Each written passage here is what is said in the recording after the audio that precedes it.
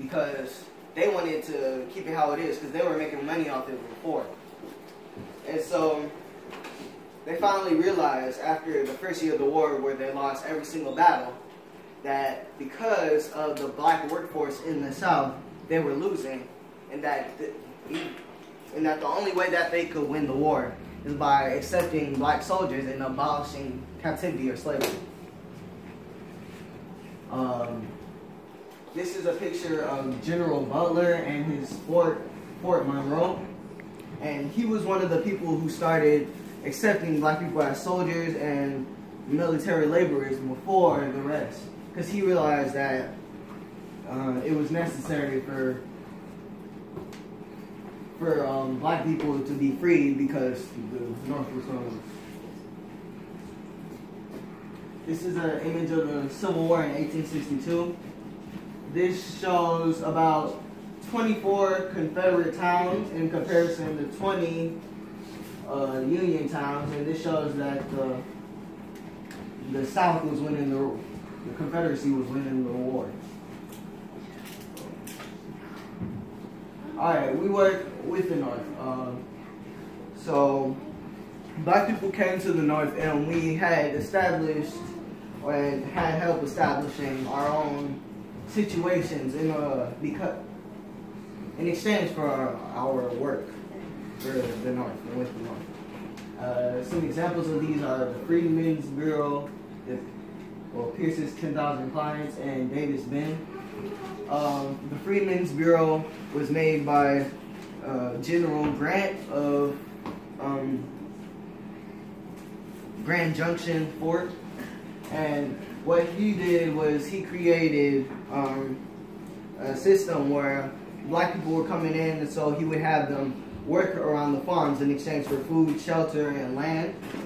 And his assistant, the head of that particular area, well, he tried to have us work without supplying us with what we needed: food, shelter, clothing, land.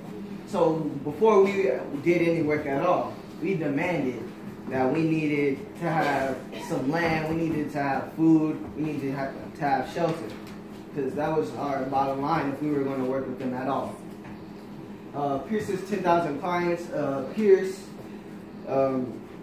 he was another case of our situation in the Civil War. He did pretty much the same thing. He took thousands of black people and set them up, gave them food, shelter, clothing, and land in exchange for our work and our help in the Civil War. And Davis Bend is a bit different. What the white people did was they sort of let us have a free reign. So we did a sort of self-government. And we had our own black judges and lawyers and sheriffs. And so we basically showed that we could rule ourselves, and that we had, that everything wouldn't fall apart even if we did rule ourselves, which hadn't been proven for hundreds of years before then.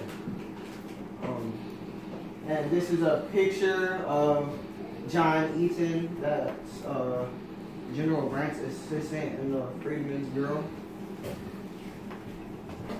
Alright,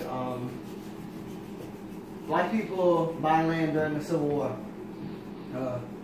Basically, black people understood that land meant wealth and that it only appreciated and didn't depreciate. And an example from the book we used, The Black Reconstruction, shows that we bought 6 out of 47 plantations, and that alone is over 2,000 acres. And in order to do this, we sold our chickens, our eggs, our animals. We spent our wages from our jobs that we got working with the North, and we bought this land because we knew the importance and the economic importance of land. So I think that's it, guys. I hope you enjoyed. I like, if it's alright, a couple of you to come up and give me some of your feedback. I'm going to supply some worksheets to write on, and I hope you enjoy. Okay.